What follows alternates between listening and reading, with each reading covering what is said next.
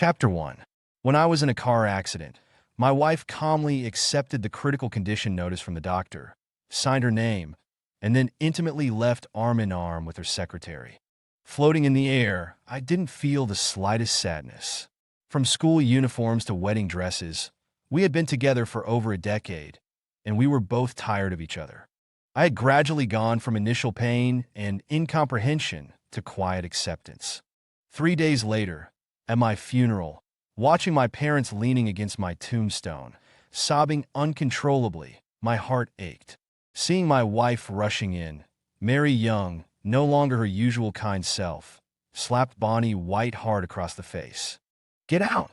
We don't need your fake sympathy. James Young doesn't want to see you now." Bonnie White silently lowered her head and stood there without a word. After the funeral, my parents supported each other as they left. Passing by Bonnie White, John Young wanted to say something, but looking at this once highly regarded daughter-in-law, he ultimately just sighed and said nothing. Only Bonnie White remained in front of the tombstone. I was curious. What was she doing standing there? Shouldn't she be joyfully celebrating finally being able to be with her secretary, Greg Green?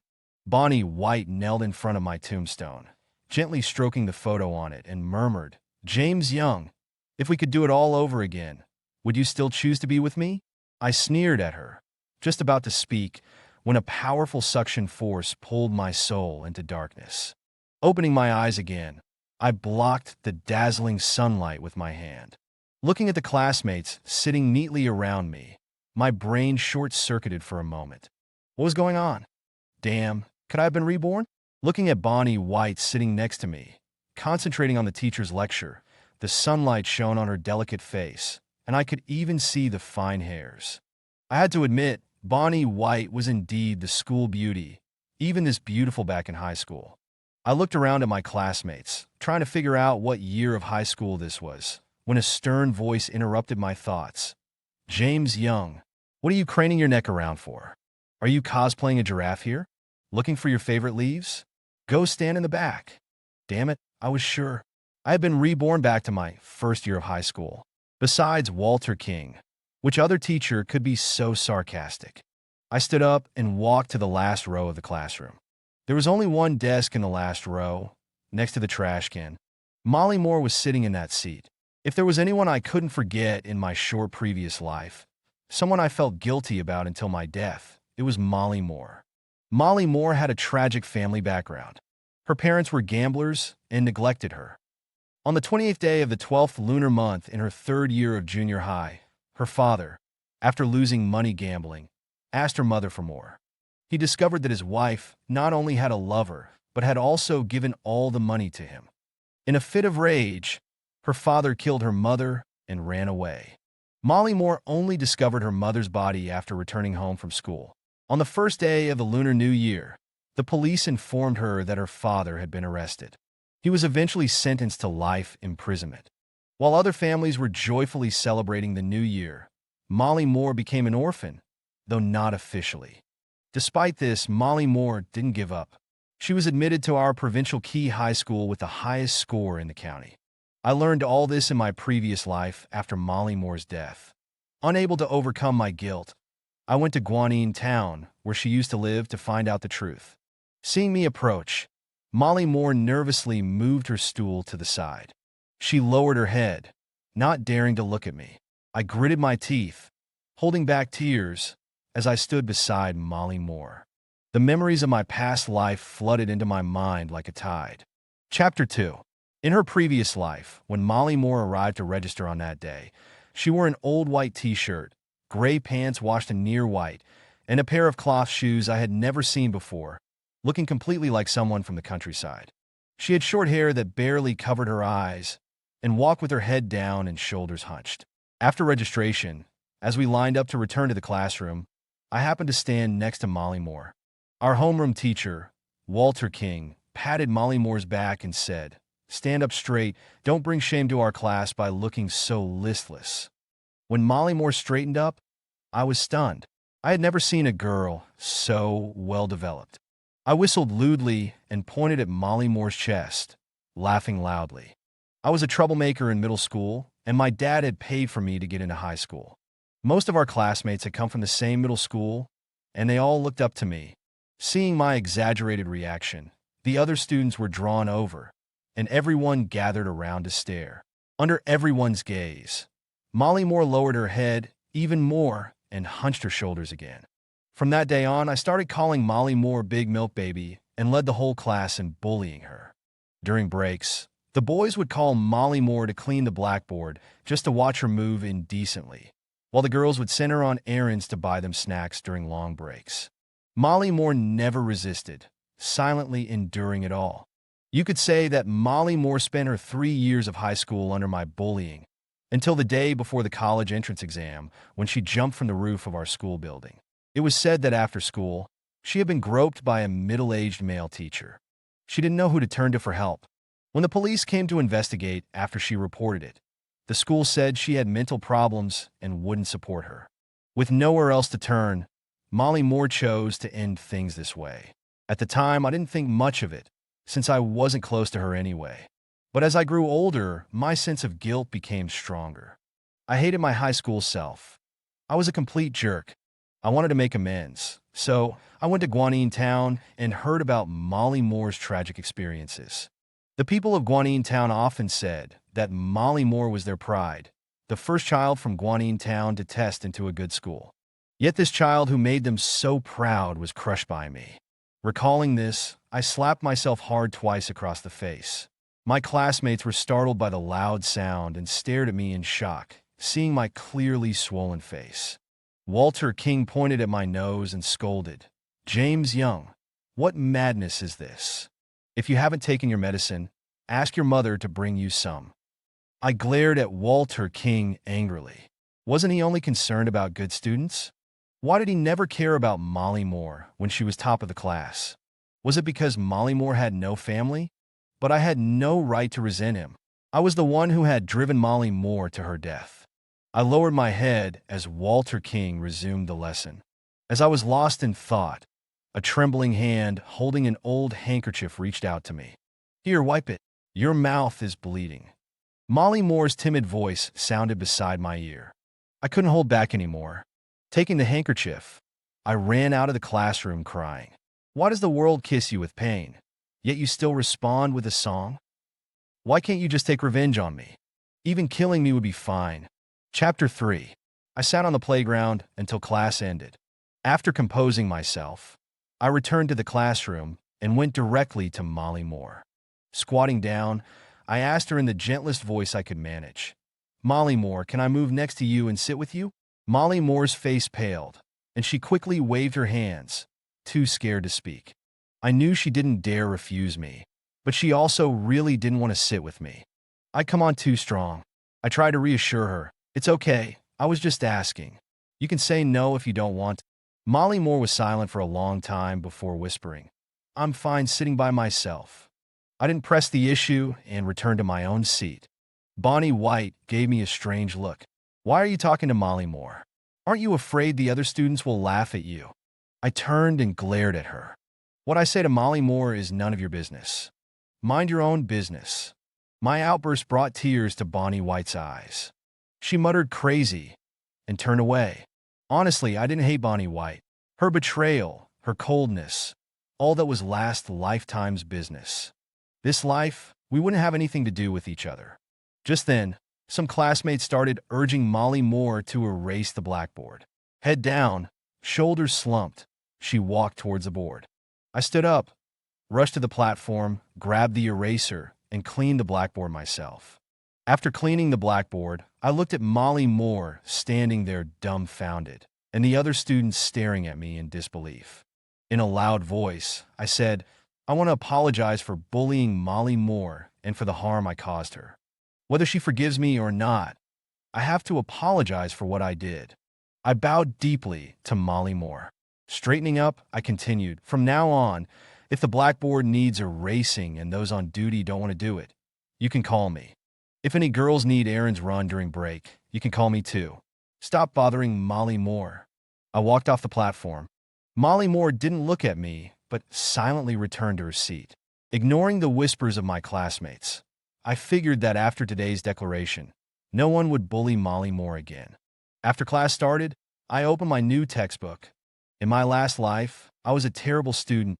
My dad hired tutors for both Bonnie White and me for a long time, and I barely managed to get into a second-tier university. This time, I wanted to keep up with Molly Moore. To be honest, I had no confidence. I smiled wryly. As a reborn person, I was truly useless. Going through high school twice, and still no confidence in my studies. During class, Bonnie White threw me a note and then turned away haughtily. I opened it. It read, "Treat me to Fong Ji's boiled fish at lunch, and I'll forgive you." I laughed angrily. I wrote back, "Eat shit," and threw the note back at her, like I needed her to give me a way out. I hoped she'd never forgive me, never speak to me again. I'd thank her 8 generations of ancestors for it. Bonnie White opened the note with a hopeful expression. After seeing what I wrote, her face turned red with anger. She glared at me furiously. I pretended not to see, picked up my math book, and desperately tried to recall what was on the math exam from my previous life's college entrance exam.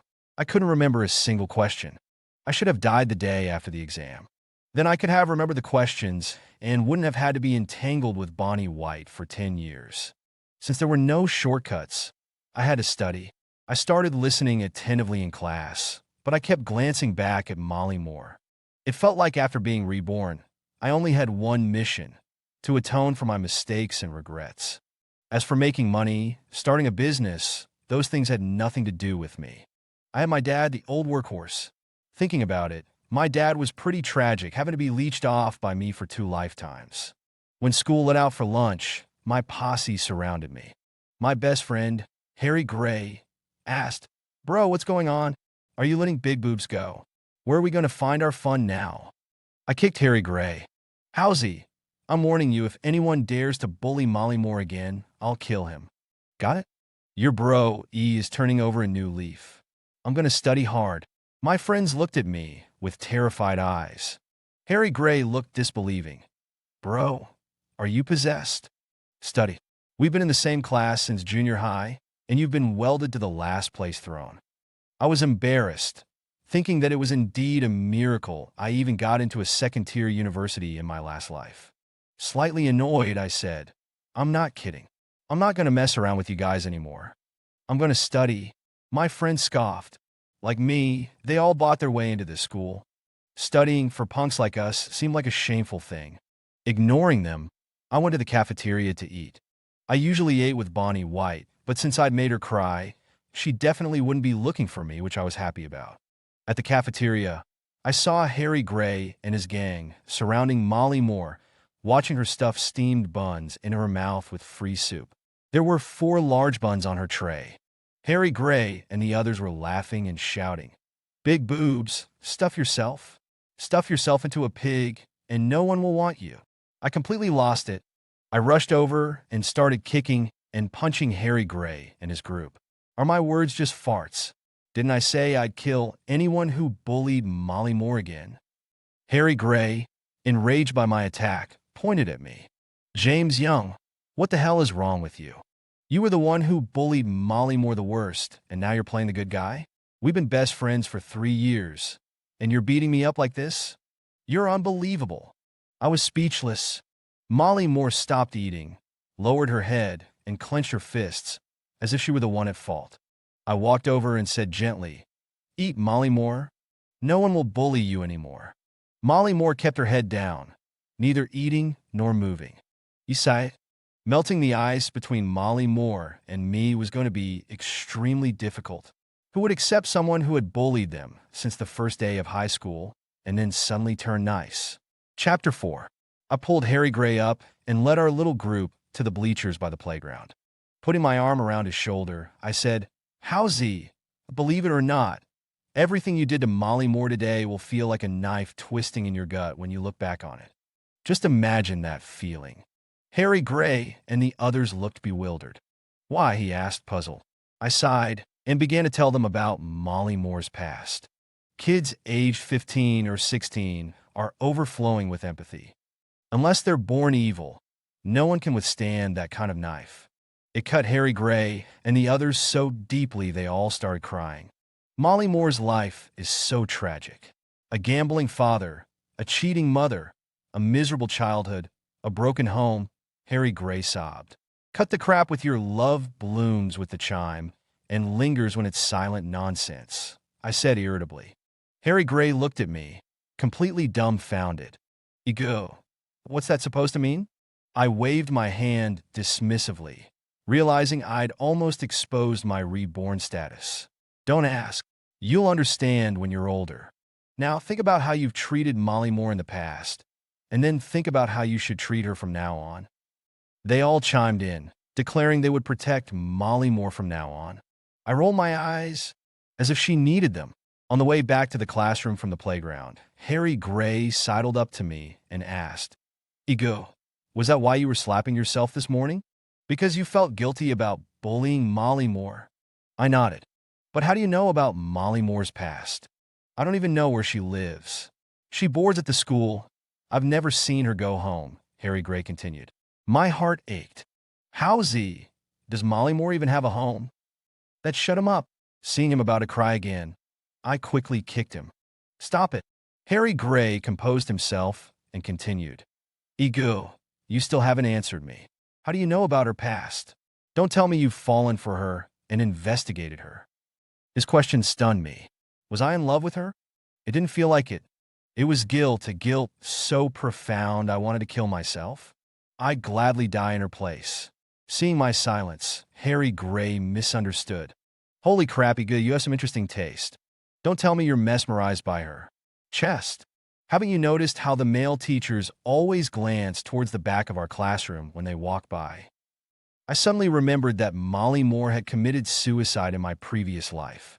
I just didn't know which scumbag teacher had assaulted her. If I knew, I'd kill him right now. Back in the classroom, Harry Gray felt a pang of guilt seeing Molly Moore sitting by the trash can. He marched to the front row and pointed at Ava Young, Bonnie White's best friend. You, take your desk and get to the back. Ava Young stood up angrily.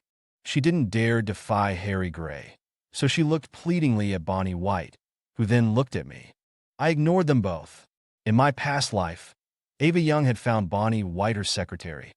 I didn't believe for a second there wasn't something shady going on between them. Seeing I wasn't going to intervene, Bonnie White shook her head helplessly at Ava Young. Ava Young huffed at Harry Gray.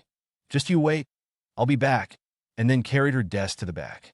Harry Gray then ran to Molly Moore, practically wagging his tail.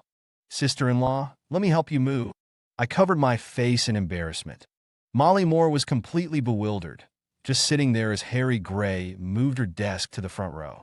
Then Ava Young's deskmate stood up and pointed at Molly Moore. I'm not sitting next to her. She stinks. Hearing this, Molly Moore, who had just stood up in the back, sat down again, head bowed. Harry Gray lost it. All the guys who'd heard Molly Moore's tragic story at lunch lost it. Harry Gray kicked Ava Young's deskmate, sending him flying into the trash can. The others piled on, showing off in front of Molly Moore. Who are you calling stinky? Nothing stinks worse than your mouth. Let me tell you, if this were outside, I'd knock your teeth out. I was terrified. They were only 15 or 16, with no sense of restraint. If they killed him, we'd be in serious trouble. I rushed into the crowd and pulled them apart. Harry Gray spat at Ava Young's deskmate. Look at you, you loser, thinking you're worthy of sitting with our sister-in-law. Are you crazy? You don't deserve to. Then he pointed at Ava Young. You move his desk over here. Since you two like sitting together so much, you can sit next to the trash. And if you dare tell the teacher, I'll have people mess with you both outside of school. Got it? Terrified, Ava Young quickly moved her deskmate's desk and helped him up. Head bowed, Molly Moore walked to the front row. Harry Gray followed, carrying her chair, providing top-notch service. Chapter 5. After moving, Harry Gray waved at me. E.g., sister-in-law is here. You should hurry up and move over too. I kept a straight face. What nonsense are you talking about? What sister-in-law? But inside, I was overjoyed. This kid knows how to handle things. Bonnie White watched me carry my desk and leave, then grabbed my arm. You're not really going to sit with that busted girl, are you? Aren't you afraid of being laughed at? I shook her off. Get lost. Who dares laugh at me? And stop with the busted girl thing. If you want to be called that, you need to have something to show for it. I looked disdainfully at Bonnie White's flat chest. This time, Bonnie White actually started crying, burying her face in her desk and sobbing. I didn't bother with her, naturally placing my desk next to Molly Moore's and then bringing my chair over. Molly Moore shifted away, trying to keep as much distance from me as possible. I was speechless. To think that I, James Young, the handsome, popular school grass of no one high school, would be treated like this one day. During class, our homeroom teacher, Walter King, walked in. He looked at me, then at Molly Moore, and waved his hand dismissively in front of his nose. Molly Moore lowered her head, her lips pressed tightly together. My temper flared. Mr. King, did you step in dog poop? No wonder you're fanning the air. As soon as you came in, I smelled something stinky too. After saying that, I turned to Harry Gray and asked, Howsy, did you smell it? Harry Gray nodded. Yeah, I smelled it as soon as Mr. King came in. The poop stepper has arrived, truly an aura of elegance. My buddies joined in the teasing. Walter King had never seen such a scene. He angrily slammed his textbook on the lectern. Shut up, all of you. What nonsense are you talking about? When did I step in dog poop? I smirked. Good. Now you're trying to prove yourself innocent. I led my buddies in relentless teasing, eventually driving Walter King out of the classroom. I tried to take credit with Molly Moore, but she ignored me. Now that was awkward. I made up my mind. Walter King had to go. I could tolerate him targeting me, but if he dared target Molly Moore, I wouldn't let him off the hook. After school, since we were day students, Harry Gray and I walked home together. Our families all live in the same neighborhood. On the way home, I told Harry Gray and the others, when you get home, tell your parents that Walter King didn't teach us anything today for no reason and left us to study by ourselves. Tomorrow, have your parents go to the school and get Walter King replaced. Harry Gray and the others looked at me strangely. E.g., I never realized you were so sneaky. This isn't right, is it? Walter King didn't do anything wrong. Don't talk nonsense. In the adult world, there's no right or wrong. He dared to target Molly Moore, so I have to deal with him. Understand? Harry Gray and the others nodded. Okay, E.g. will listen to you. When I got home, John Young was reading the newspaper on the sofa, and Mary Young was busy in the kitchen. Seeing my parents again filled me with emotion. Thinking of how heartbroken they were at my grave in my previous life, I felt a pang of guilt. I leaned down and hugged John Young. Dad, I missed you. Get off me. Go hug your mom. You're a grown man, taller than me, still hugging people. How disgusting. John Young pushed me away with disgust. I smacked my lips. He had a point. I rushed into the kitchen and hugged Mary Young. She backhanded me, smearing my face with flour. Get out. Do you still think you're a child? Go away and don't bother me while I'm cooking. Okay, so much for a warm welcome. There's no love in this family. During dinner, I told John Young about one of the change teachers. John Young slammed his chopsticks on the table in anger.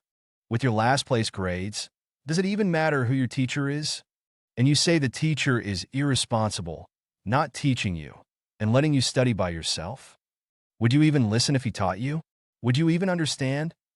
My temper flared. John Young, don't look down on me. I'm telling you, if you get me a new teacher, I'll definitely improve by the end of term exams. Want to make a bet? John Young laughed angrily. What do you want to bet? You name the terms. Just get Walter King replaced first. Fine. I'll go to the school tomorrow and talk to your principal. Who do you want as your homeroom teacher? I pondered for a moment. Lisa Miller, the English teacher. She may be young, but she's responsible. I have my own reasons. Lisa Miller had only graduated a few years ago.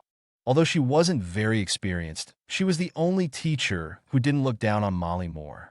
She also lived at the school, and I had seen her take Molly Moore to the cafeteria for dinner several times at night. Fine, let's eat. I agree. If you don't do well on the final exam, I'll settle the score with you then. I smiled and served my parents some food. Although John Young was strict and ruthless in the business world, he was the best to me. Chapter 6.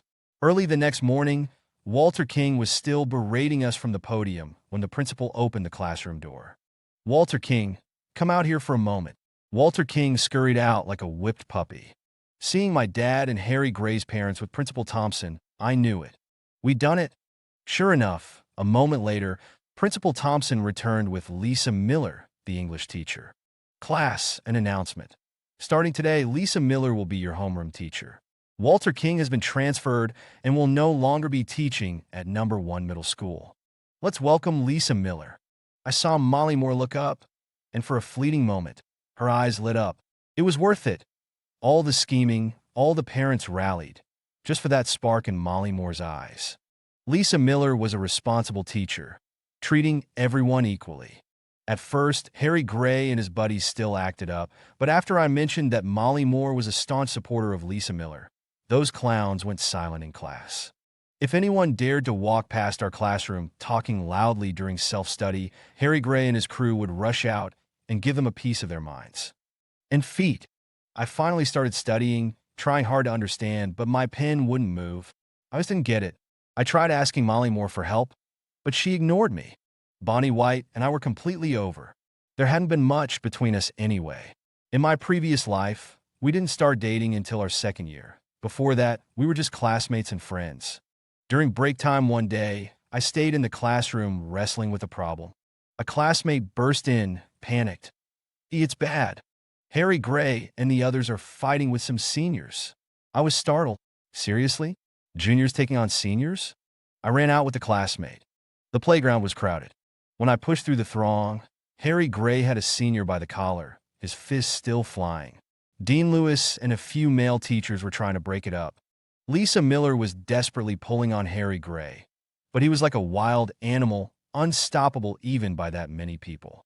A few seniors pointed at Harry Gray and yelled, itching to jump back into the fight. I hurried over. "How's he? Are you crazy? What happened?" These jerks had it coming.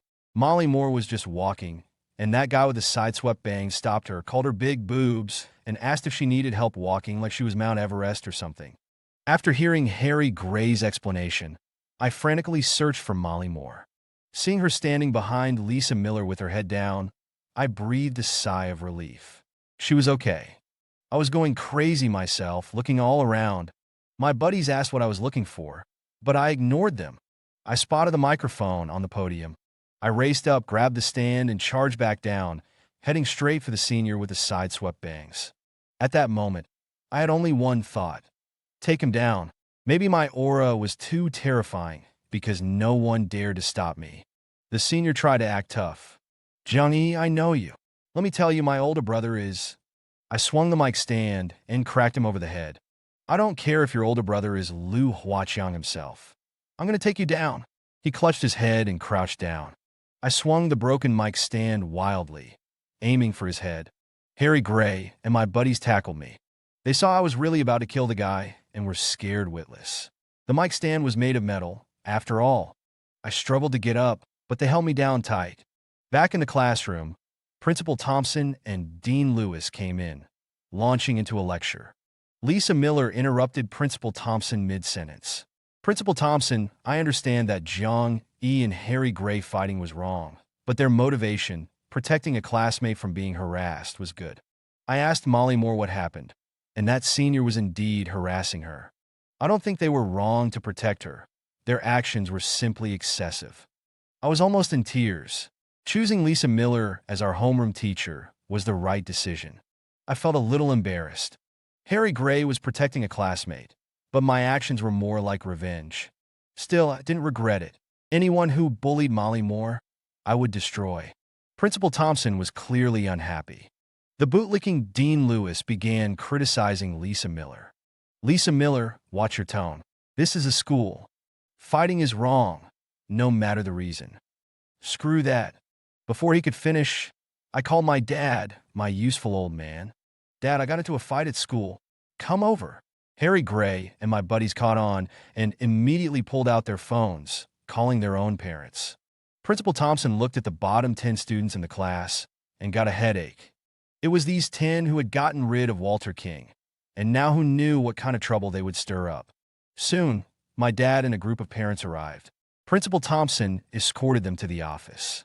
We stayed in the classroom. The adults were here, so we didn't need to deal with it anymore. I asked Molly Moore, was I cool today? If anyone bullies you again, don't put up with it. I've got your back. Molly Moore hesitated, then said, you're the one who bullies me the most. She spoke to me. After being reborn and coming back, she finally spoke to me. My springtime had arrived. I couldn't help but laugh out loud. Molly Moore looked at me like I was a lunatic and muttered, crazy. Wow. She said 2 sentences. I was so happy. Molly Moore ignored me again, nervously shifting her desk away from me. No one would want to be near a giggling lunatic. I didn't care. I was still basking in my joy. My old man, a force to be reckoned with, took care of everything. We paid the medical and compensation fees, and I got a major demerit, but that was it. Lisa Miller's courageous defense earned her unprecedented respect in the class. She really should cherish every day of high school and study hard. Even Harry Gray and his friends started studying. Damn, I was busting my gut just trying to understand the basics, and they were already hitting the books. I was going to end up last in the class again at finals. Since the fight, Molly Moore's attitude towards me had changed slightly. She no longer avoided me like the plague, but she still wouldn't talk to me. Fine, whatever. But the most infuriating thing was that she actually talked to Harry Gray. That jerk would constantly bring his books over and ask Molly Moore questions, and she would always explain them to him in a soft voice. I was dying of jealousy. Chapter 7. During self-study, I spent 10 minutes on a math problem without even understanding the question. Figuring I had nothing to lose, I nudged Molly Moore. She practically recoiled into a ball. I shook my head helplessly. Sis, am I really that scary? I just wanted to ask you about a problem. It took Molly Moore a while to calm down. She took my book, gave me a few suspicious glances, and finally couldn't hold back. You actually want to study? Damn, I'd been holding back all day, and she thought I was putting on a show. I nodded quickly. Study, definitely studying. If I get last place again in the finals, John Young will kill me. Molly Moore shook her head, unconvinced. After all, even though Harry Gray said I was welded to the last place throne, I was still alive and well. My eyes darted around. I tried to scare Molly Moore. I'm telling you, I'm the reason Walter King is gone. I made a bet with John Young. If he could get Lisa Miller to be our homeroom teacher, I promised to improve by the finals. If I get last place again, Lisa Miller can't be our homeroom teacher anymore. Molly Moore panicked. She looked at me, and I nodded firmly. I didn't have many skills, but my greatest talent was believing my own lies. My specialty was deceiving myself. If I could convince myself, then it was true. I had won Molly Moore over. She was more worried about my studies than I was. Every day before school let out, she would ask me if there was anything I didn't understand. I wouldn't miss this opportunity. I practically begged her to re-explain the entire day's lessons. Listening to Molly Moore's soft voice, I was mesmerized. Molly Moore's intelligence and ability to articulate were top-notch. Although she rarely spoke when she did, she got straight to the point. Under Molly Moore's great godfong's guidance, I started to catch on. Seeing me diligently studying every night, my mom and dad were stunned. My mom asked my dad uncertainly, "Do you think our son is actually studying? This is a bit frightening." John Young nodded hesitantly. "Probably studying. If he really works this hard, maybe he can get second to last in the finals. I'm working my butt off, and you think my goal is second to last?" After 3 months of hard work, the final exams arrived as scheduled. Before the exam, I felt a little unsure. I gathered Harry Gray and my buddies. "Listen up, this exam is really important to me. I need you all to hand in blank papers. Got it? If I get last place again, Molly Moore will definitely stop talking to me." Harry Gray and the others looked at me with difficulty. "Brother E, we've also been studying for several months. We want to use the finals to test ourselves. You'll have plenty of chances to test yourselves later. Hand in blank papers this time. How's E? Not bad. You even know the word test now." Ignoring their complaints, I confidently walked into the exam room. With them at the bottom, I couldn't possibly be last, no matter how badly I did. If I weren't afraid of shocking my parents, I would have threatened a few more. After the exam, I knew I was safe. Except for English, I didn't miss much. A few days later, the results came out. I got 5th in the class. I was stunned. Me, the class dunce, actually got fifth after 3 months of studying? Did everyone hear that Lisa Miller wouldn't be our homeroom teacher if I did badly and purposely throw the game? Harry Gray and the others didn't keep their word and didn't hand in blank papers, but I still easily beat them. I was overjoyed.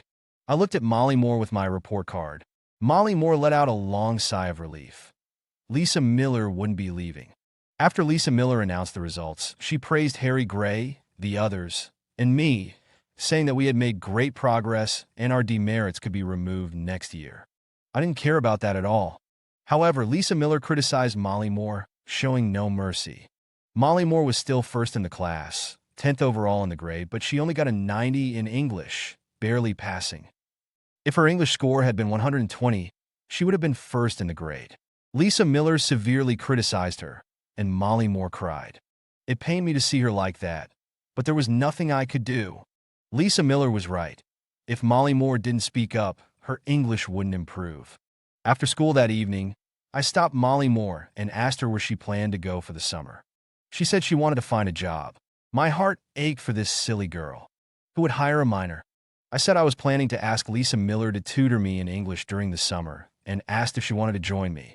Molly Moore shook her head and refused. I knew she would. I didn't push it.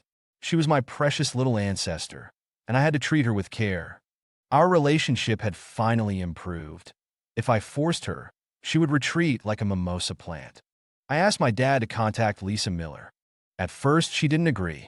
Later, when she heard that if she tutored us, Molly Moore could stay at my house and study with me, Lisa Miller immediately agreed. She truly cared about Molly Moore. She wanted Molly Moore to compete for first place in the grade. She wanted to talk to Molly Moore, but unexpectedly, Molly Moore, who usually obeyed Lisa Miller without question, firmly refused.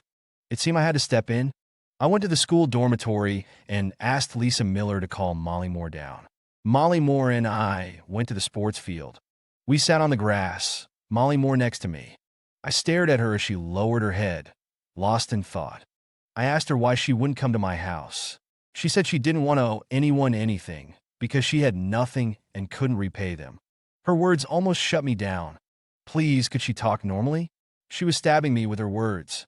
I said I knew about her family situation. Molly Moore looked up at me, surprised. I started my real offensive. Molly Moore, I know what you're thinking, but I just want to ask you one question. Do you want to escape Guanyin Town, escape Jiangcheng, go to a place you want to go, and live the life you want? Molly Moore was silent for a long time, then nodded firmly. I understood the biggest wish of children from unfortunate families.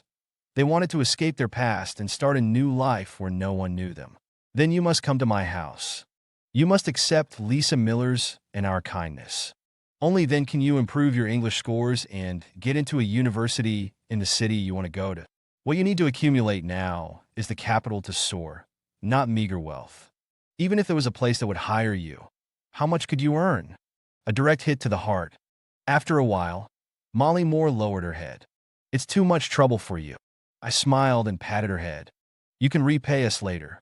Molly Moore had nothing now except incredibly strong self-esteem. If I said it was troublesome, she would definitely think I was looking down on her. Letting her owe me a favor, to be repaid later, would make her feel better, and it would give me a reason to continue getting close to her. Chapter 8. In the evening, I brought Molly Moore home. She followed behind me like a downtrodden person. When my parents saw Molly Moore come in, they both stood up to greet her. My mom even grabbed Molly Moore's hand and looked her up and down. This child is so beautiful, so clean. I looked at my mom helplessly. What kind of eyesight did she have? Clean, yes, quite clean, but beautiful? Was it her hunched shoulders and lowered head? Or her hair that was even shorter than mine? Her only obvious feminine feature was her curvy figure. My mom took Molly Moore to tidy up her room. While helping Molly Moore unpack, my mom cried. She kept stroking Molly Moore's back, saying, "This child has had such a hard life. These shoes and clothes are what we used to wear in our time. Look, the linen clothes have faded from washing. How many times must they have been washed?" I rolled my eyes. If you saw her eating 4 large steamed buns with free soup every noon, you'd cry yourself to death. Thinking about it, I felt sorry for her too. Eating only one meal a day, she had to stuff herself. In the evenings, Lisa Miller would occasionally take Molly Moore out to improve her living conditions. After Molly Moore settled in, my parents discussed taking her shopping for clothes tomorrow. I quickly interrupted. You two should take it easy. If you don't want to scare her away, just be nice to her gradually. My dad glared at me, but still comforted my mom. I know you feel for this child, but children from poor families often have stronger self-esteem than average kids, especially those with unfortunate childhoods. Not every child is as thick-skinned as our son. We should take it step by step. I turned and left for bed, feeling annoyed to the point of drowsiness. The next day, Lisa Miller came over early, saying she had nothing to do during the summer break and wanted to give Molly Moore and me extra tutoring. As the tutoring began, Lisa Miller completely lost her usual gentle demeanor. I was fine, doing whatever Lisa Miller asked. Molly Moore had it rough. When asked to read, she would mumble like a mosquito. Lisa Miller was so angry she almost raised her hand. I felt anxious for Molly Moore. On the third time Lisa Miller asked her to speak up, as soon as Molly Moore's mumbling started, Lisa Miller couldn't hold back. She slapped Molly Moore on the back, causing her to fall forward. I quickly reached out to catch her, but unfortunately, my hand landed on her right breast. Damn, my large hand only covered a small portion. Molly Moore hurriedly pushed me away and sat up straight. This made it even worse for me, as her profile was too prominent. Lisa Miller didn't notice these small actions and angrily pointed at Molly Moore. I don't have time to read your lips. I haven't learned lip reading. Speak up. I couldn't help but laugh. Molly Moore lowered her head. The next time Lisa Miller asked her to read, just as she was about to mumble, I reached my hand under the table and made a fist in front of her. Her voice immediately amplified. And so, Molly Moore finally opened her mouth. We studied until 9 o'clock when Mary Young brought breakfast, inviting us to eat.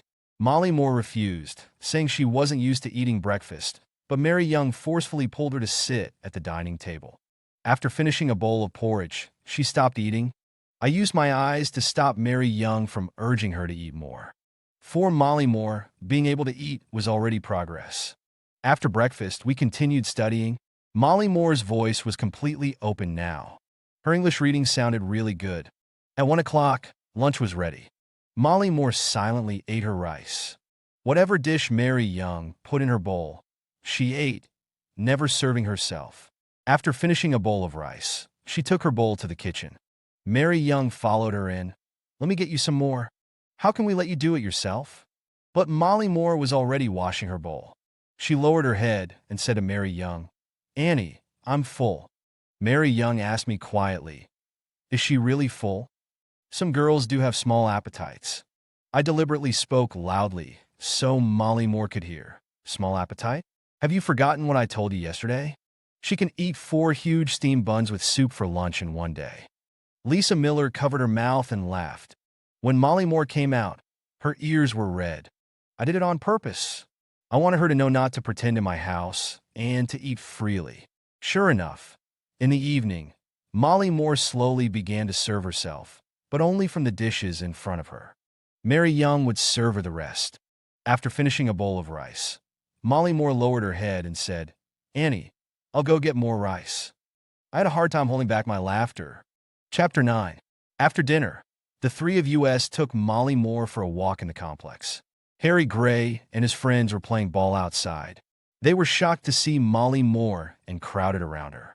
Molly Moore greeted them proactively.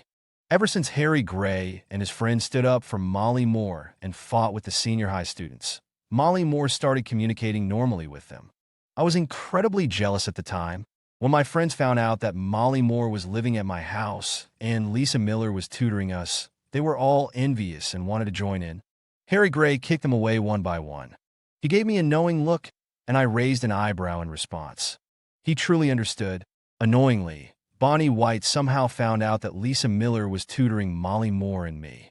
The next morning, she showed up at our door with her backpack. Mary Young politely invited her in, as our families had always been close. I thought to myself, Mom, in my past life, you slapped her hard for her big mouth. During lunch, Bonnie White was incredibly insensitive. She not only called Molly Moore milk-fed baby, but also recounted the incidents of me bullying Molly Moore at school as if they were jokes. As Molly Moore lowered her head further and further, Mary Young's face grew darker and darker. As soon as Bonnie White put down her bowl, Mary Young sternly said, "Ningbing, go home this afternoon and don't come back. You are not welcome in our house." Bonnie White was stunned. She said goodbye to Mary Young and ran out of our house crying. I was overjoyed and gave Mary Young a thumbs up. "Mom, your values are the best." Mary Young gave me a blank look and went back to her room. She didn't come out all afternoon. I had a bad feeling.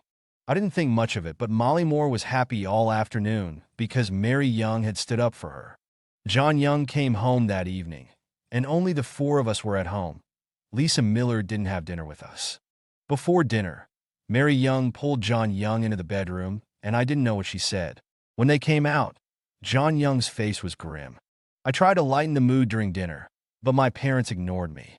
After dinner, Molly Moore was about to go for a walk like the previous day, but my parents sat on the sofa without moving. Mary Young called Molly Moore over and sat her down beside her, putting her arm around her. John Young called me over, and I stood in front of him. When John Young took out his belt, I knew I was in trouble. I was familiar with this action. I'd been beaten plenty of times in my past life for making mistakes. The memory of that pain was still fresh in my mind. I was about to run when Mary Young calmly said, "Kneel down." I obediently knelt. Mary Young rarely showed her anger, but when she did, John Young was like a mouse seeing a cat, and I was even less significant. Without a word, John Young started hitting me. I cried and begged for mercy. As he hit me, John Young said, "You're so impressive, making fun of someone's physical characteristics. And you led others to bully Molly Moore. Did you enjoy bullying someone weaker than you?" John Young was so angry that he was panting. I stopped howling. He was truly furious. "I can tolerate you being useless. I can support you. But if you're bad, I'll squeeze the badness out of you." I wanted to say that I was wrong. That was me in my past life. Why should the reformed me bear the consequences? The debts of my past life were being carried over to this life. It never ended. Seeing how badly I was being beaten, Molly Moore quickly pleaded for me. "Uncle, Annie, James Young hasn't bullied me recently. He's been very good to me." Mary Young pulled her down and said, "Stay out of this. He deserves it." "Fine, I'll take it." Being disciplined like this in front of Molly Moore, I lost all face. John Young stopped after 20 minutes. "Go back to your room and reflect." My body was covered in welts. I crawled back to my room, unable to lie down, so I could only lie on my stomach. The door closed, and the three of them went out for a walk. James Young was truly a victim, paying for the sins of my past life, and they wouldn't even let me play with them. In a daze, I felt someone touching my back. James Young turned my head with difficulty. Molly Moore was applying medicine to my wounds. As she did, she whispered, "Does it hurt?" James Young shook my head. "I bullied you so much. I deserve that beating. I owed you this." Molly Moore didn't say anything else. After applying the medicine, she gently closed the door and went back to her room. James Young's heart felt incredibly warm. James Young was starting to care about me. Then James Young thought, wait a minute, ever since Molly Moore started talking to me, even when she scolded me, I was incredibly happy. This behavior of mine was pure simping. Could she be a high-level manipulator, stringing me along? Probably not. Even if she was, I'd accept it. I'd simp. James Young owed her from my past life. After my dad beat me, Molly Moore and Mary Young's relationship grew even closer. She began to slowly integrate into our family. This harmony was bought with my blood. Before school started, Lisa Miller needed to prepare for her classes and stopped tutoring Molly Moore and James Young. Molly Moore was supposed to go back, but Mary Young wouldn't let her, and she really didn't leave. Now Mary Young's words carried more weight than James Young's. Mary Young took Molly Moore shopping for clothes, and James Young was in charge of carrying the bags. They bought Molly Moore a lot of clothes and shoes from inside to outside. James Young didn't know what Mary Young said to Molly Moore, but Molly Moore didn't refuse.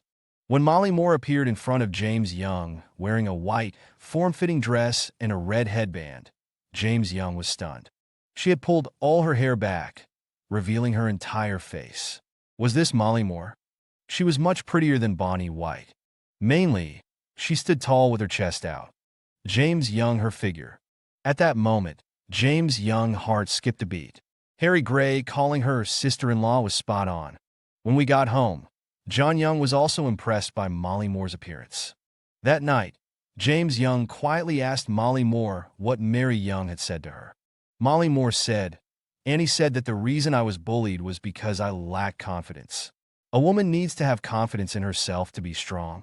Clothes are just external. It's also about temperament. But clothes can enhance temperament." Indeed, under Mary Young's influence over the past 2 months, Molly Moore had become much more confident. James Young nodded. "You can even eat 3 bowls of rice now. Who dares to say you're not confident?" Molly Moore blushed. The day before school started, Molly Moore packed her new school bag. John Young called us downstairs. In the living room, my parents sat on the sofa. Mary Young gently asked Molly Moore, "Momo, we've been together for 2 months now. We know about your past. Your uncle and I have always wanted a daughter. Would you like to be our daughter?" Molly Moore cried, "I've never felt love since I was a child. Annie, I know how good you've been to me since I came here. You picked food for me. You drove Bonnie White away to protect me. You even beat James Young severely because he bullied me, and you taught me how to be a woman. I've felt a mother's love from you that I've never felt before. I've felt warmed and protected like a daughter. I've already considered you my mom." Mary Young hugged Molly Moore, and they cried together. So it was settled. Damn it. They were crying so much that James Young wanted to cry too, but James Young couldn't. If they recognized Molly Moore as their daughter, what about James Young? "I object. Go away and stay there. Molly Moore is your sister now. If she gets bullied again, the last beating will be the standard." What if she's bullied by someone else? That's what I'm talking about, by someone else. Are you still thinking of bullying her? If she's bullied by others, you, as her older brother, will have to deal with it. John Young looked at James Young with disdain. There was no place to reason in this house. James Young stomped upstairs and quickly searched online whether non-biological siblings could date and marry. The answer was yes, as long as there was no blood relation. That was fine. James Young let out a sigh of relief. Molly Moore officially became a member of our family and stayed with us. Every day, Molly Moore and James Young went to school and came home together. At school, we even sat at the same desk. We talked more and more, and gradually, James Young found that Molly Moore was becoming more and more reliant on James Young. She was the type of person who lacked initiative but had a sharp eye for issues and strong execution skills. Every day, Molly Moore followed James Young, Harry Gray, and a group of friends home. Molly Moore got along well with them. They all knew about Molly Moore's past and were very kind to her. James Young had thought about using Molly Moore as bait, but James Young gave up on the idea because Molly Moore might be in danger. With our large group, he had no opportunity. James Young had thought about using Molly Moore as bait, but James Young gave up on the idea because Molly Moore might be in danger. 3 years of high school flew by. James Young had completely transformed into a real high school student. After 2 lifetimes, James Young finally walked the path a normal student should take. Harry Gray and his friends also shed their delinquent ways. Chapter 10. On the day of the Gaokao college entrance exam, Lisa Miller and Mary Young, one on each side, held Molly Moore. Mary Young wore a bright red qipao, symbolizing a triumphant start. John Young, on the other hand, was forced by Mary Young to take off his shirt and put on a yellow mandarin jacket, supposedly for immediate success. Molly Moore and James Young, looking at John Young in the crowd, laughed until their sides hurt. Lisa Miller hugged Molly Moore and told her not to be nervous. James Young pointed at John Young in the crowd. Seeing him, Molly Moore and James Young can't help but laugh, so we definitely won't be nervous.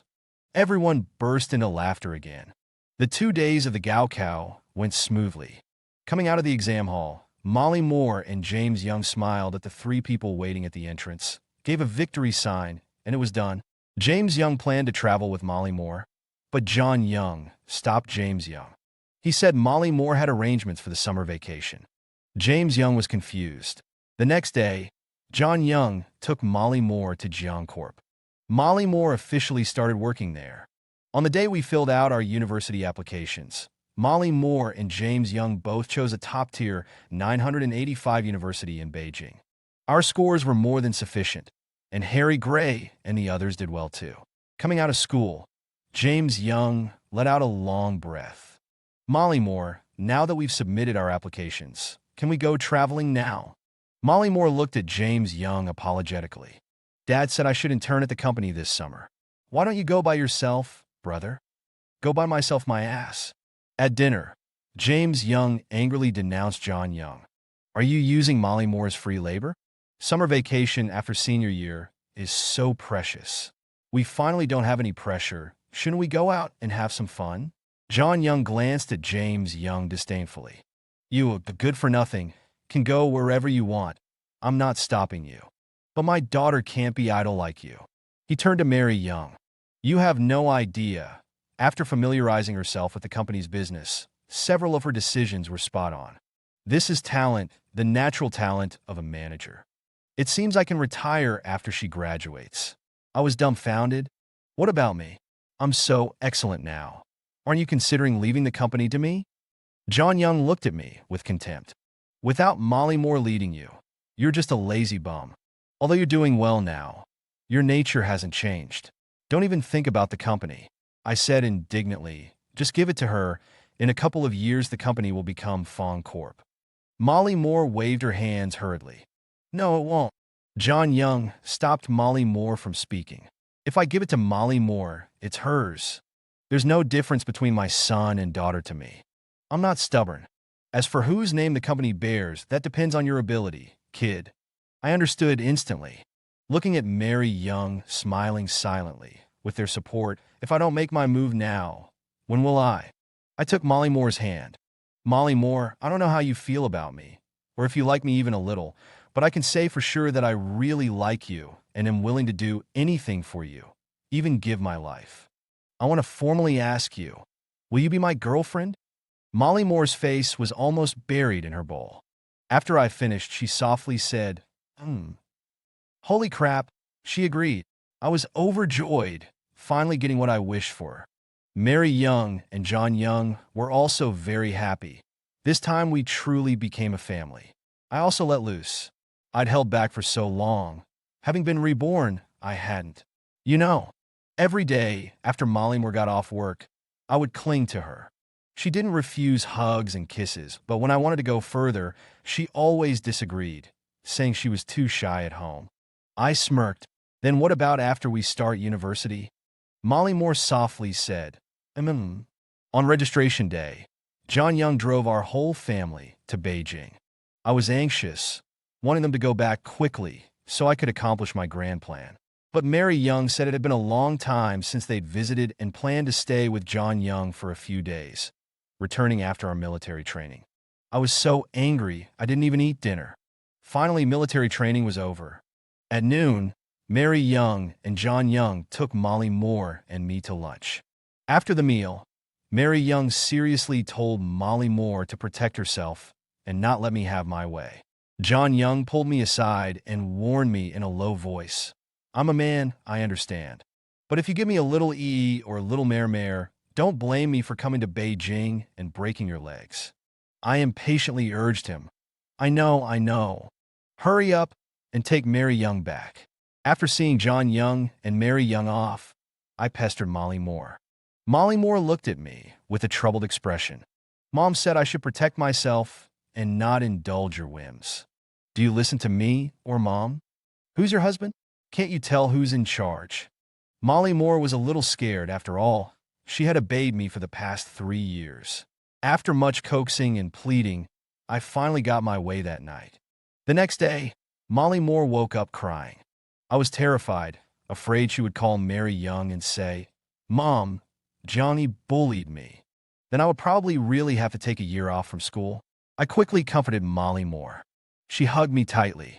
Brother, we won't be like my parents, right? You know, when I was 15, I saw her, only 34, lying in a cold coffin. At that time, I thought marriage was too scary, and I didn't want to fall in love or get married. Poor child. I stroked Molly Moore's back. No, we won't. Do you know? I lost you on June 6th. I traded the excruciating pain of being run over by a car for this chance to be with you. Every day I spend with you now is a gift from heaven. How could I not cherish it? Molly Moore didn't understand, blinking her big eyes at me.